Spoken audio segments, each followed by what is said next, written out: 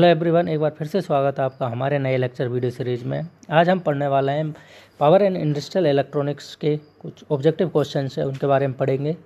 तो ये objective questions क्या हैं, एक पेपर में आए थे अभी रिसेंटली इलेक्ट्रिकल ब्रांच में EL 301 में। तो जो पहला वाला क्वेश्चन है हमारा क्या कहता है, SCR की संरचना में होती है, मतलब SCR has 4 layer 3 terminal 3 layer all of this. मैंने अभी एक क्वेश्चन डाले हैं, मेरे प्रीवियस वीडियो में मैंने डाला था और उसमें स्पेशली मैंने क्लियरली बताया था कि ये हमारा PN 4 लेयर की डिवाइसेज है। कितने की है? 4 लेयर की। तो ऑप्शन हो जाएगा पहला। निम्न में से which of the following PN device has two gates. तो जो हमारे जो 2 गेट्स हैं वो किसके अंदर होते हैं? वो हमारे होते हैं SCS के अंदर। और इसी को इस पेपर में एक क्वेश्चन लास्ट में पूछा गया है, उसमें क्या है, हमारा SCS दे रखा है और डायग्राम दे रखा है।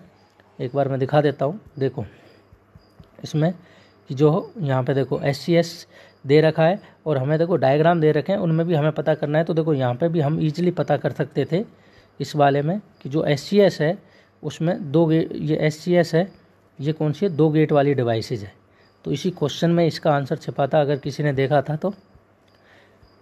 हमारा अब क्वेश्चन नंबर हम आते हैं 3rd पर। तो क्वेश्चन नंबर 3rd क्या कहता है, SCR can be turn off. SCR को हम कैसे बंद कर सकते हैं? SCR को बंद करने के 2 तरीके हैं।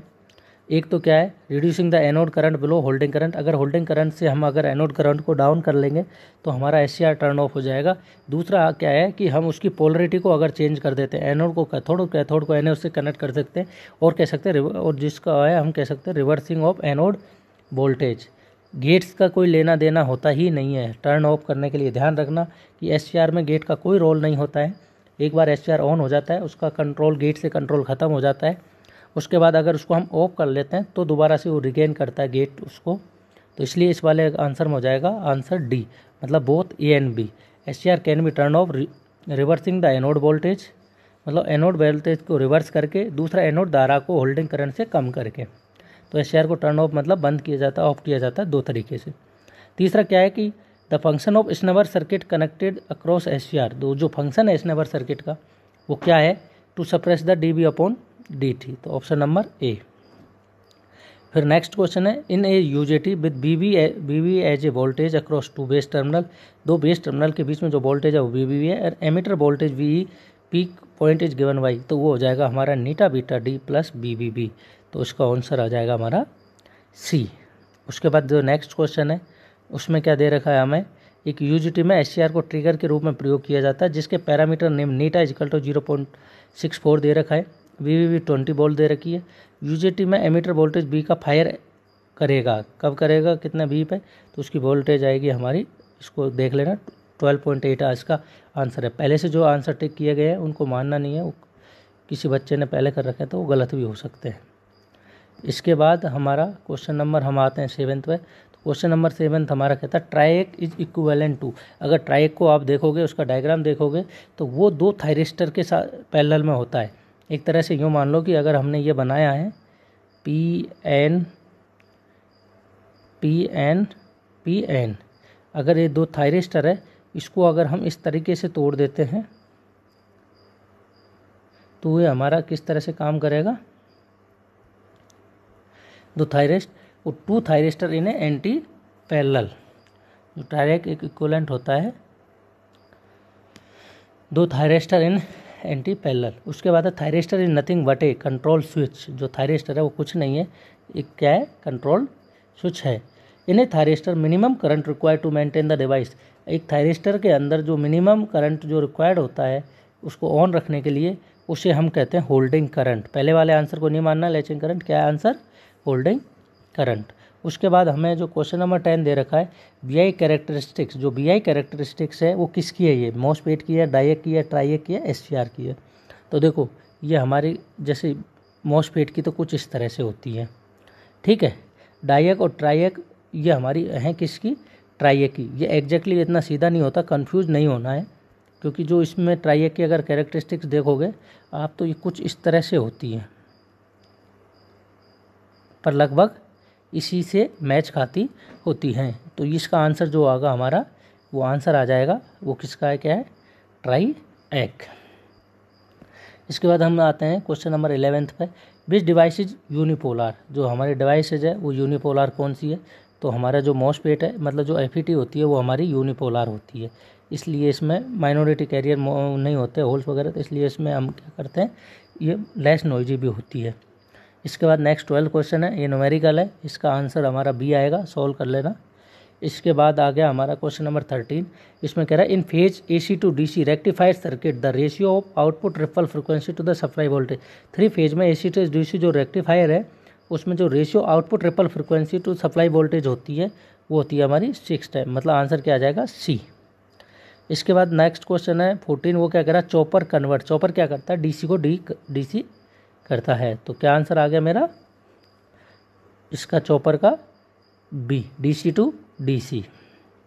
इसके बाद हम आते हैं नेक्स्ट क्वेश्चन पे, नेक्स्ट क्वेश्चन हमारा 15, तो नेक्स्ट क्वेश्चन हमारा 15 क्या कह रहा है, इसमें duty cycle of chopper, chopper की ड्यूटी साइकिल होती है T on upon T total time, T on upon T upon total time, तो टोटल टाइम क्या हो जाएगा T on plus T of, तो इसलिए इसका आंसर हो जाएगा हमारा ए।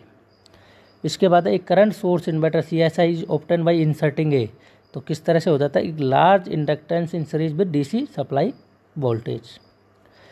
क्वेश्चन नंबर 17, तो क्वेश्चन नंबर 17 कहता है हमारा, देखो इसमें क्या है हमें कुछ डायग्राम उसके दे रखे हैं, सिंबल्स दे रखे हैं और कुछ नेम दे रखे हैं, तो इसको देख मैच द फॉलोइंग में, जैसे कि मैंने बताया था SCS का होता है जिसमें 2 गेट होते हैं, तो हमारा इसका हो गया थर्ड। लेजर का कौन सा हो गया हमारा ये वाला, जैसे कि मैंने बताया था LED का अगर आप डायग्राम देखोगे तो उसमें क्या है कि लाइट ऐसे एमिट होती हुई दिखाई देती है, और लेजर का जो डायग्राम है लेजर में और उसमें सिर्फ इतना फ़र्क है कि इसमें हमें क्या दिखाई देता है,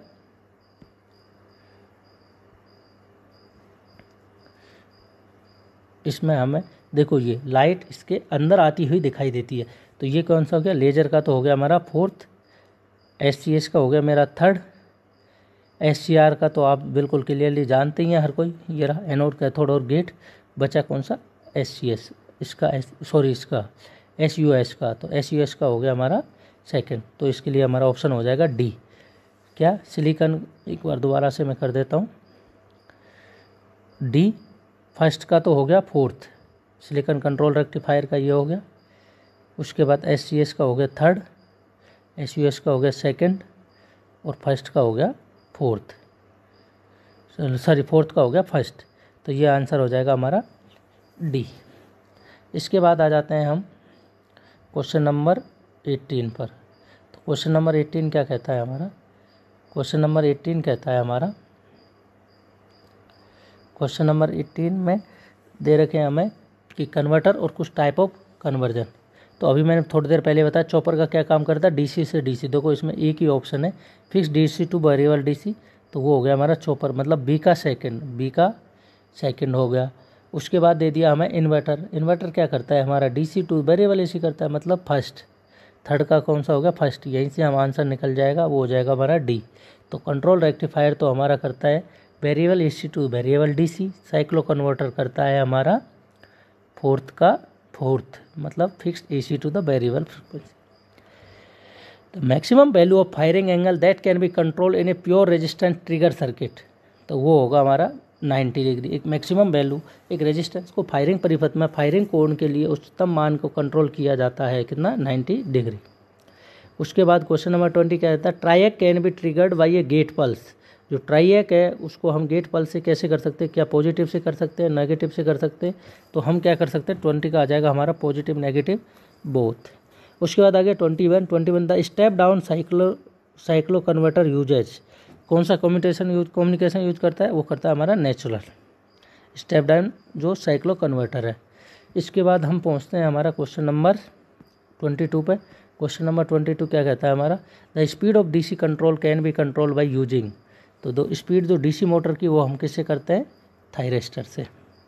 इसके बाद एक क्वेश्चन दोबारा न्यूमेरिकल दे रखा है अब firing angle of SCR is 90 degree, output voltage निकालना है, तो इसका आंसर आ जाएगा हमारा C मतलब 0। फिर हमारा आता है क्वेश्चन नंबर 24, वो कहता है SCR के लिए कौन सा कथन सही नहीं है, कौन सा कथन सही है, तो इसका आंसर आ जाएगा SCR का क्या है, SCR is a current control device. मैंने कल वाले वीडियो में डाला था और उसमें मैंने साफ साफ बताया था कि हमारी SCR हो गया और BJT हो गया, ये सारे के सारे हमारे क्या हैं, करंट कंट्रोल डिवाइस है। और मॉसफेट प्लस IGBT कौन सा है, मॉसफेट प्लस IGBT दोनों के दोनों हमारे क्या हैं, वोल्टेज कंट्रोल डिवाइसेज हैं। इसके बाद आ गया हमारा क्वेश्चन नंबर 25।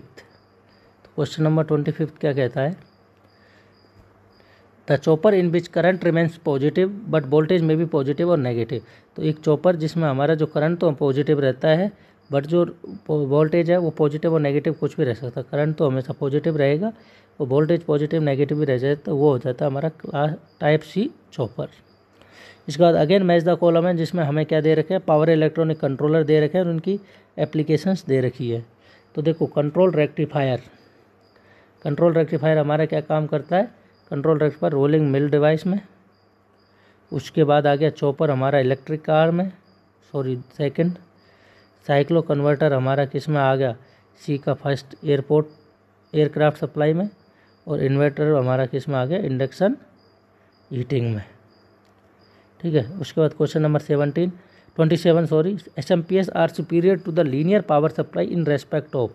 जो SMPS है वो लीनियर पावर सप्लाई से किस तरह से सुपीरियर है, साइज एंड इफिशिएंसी की तरफ से। इसके बाद आ गया हमारा question number 28 with increase in frequency the induction heating loss in matter will be. इसका आंसर आ जाएगा हमारा D 1/√F। मैंने कल एक क्वेश्चन कराया था पुराने वाले वीडियो में, उसमें देख लेना। तो मैंने एक पूरी इक्वेशन लिखाई थी, इसमें 1/√F थी उसकी। तो उसके बाद क्वेश्चन नंबर 29 का आंसर इसमें सही लगा रखा B। इसमें क्या, पहले का V2 कनेक्शन का तो है 4th, B का है 3rd और सेमी कन्वर्टर का है 1 और M2 का हो गया 2। नाउ लास्ट क्वेश्चन वो कितना है, 30वां। तो 30वां क्वेश्चन हमारा क्या कहता है, बहुत ही आसान है, BJT। तो BJT का डायग्राम कौन सा है, BJT का फर्स्ट है, एवरीवन नोज BJT किस तरह का होता है। और मॉसफेट में आप देखोगे ये हमारा गेट, सोर्स और ड्रेन तीन टर्मिनल्स होते हैं, इसलिए इसका आंसर अगर D का हो गया 3rd, D का तो हो गया 3rd, A का हो गया 1st। तो यहीं से हमारा आंसर मिल जाता है वैसे तो। उसके बाद आ जाता है हमारा C UJT का हमारा क्या है, 2 बेस होते हैं, UJT का तो हमारा हो गया ये रहा डायग्राम और IGBT का हो गया हमारा 4th। तो इसलिए इसका आंसर आ जाएगा मेरा D। Thank you for watching. तो यहाँ पे हमारे 30 क्वेश्चन हो गए।